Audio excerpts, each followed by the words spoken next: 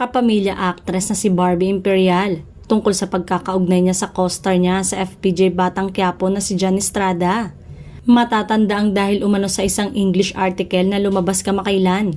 Kumalat ang chikang pinapaalis na umano si Barbie ng rumored boyfriend niyang si Richard Gutierrez sa naturang serye dahil nagkakamabutihan daw sila ni Jan.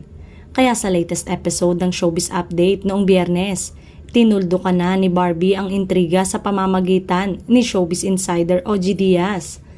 Ang sabi ni Barbie, hindi po yun totoo kuya. Unang-una, hindi pa kami nagkikita ni Jan Estrada sa Batang Quiapo. Say ni Barbie na sinambit naman ni OG Diaz. Paliwanag pa ng Showbiz Insider, nasa magkaibang unit daw kasi ang dalawang artista kaya posible talagang hindi sila magkita pa. Kasi 3 units ang Batang Quiapo, anya.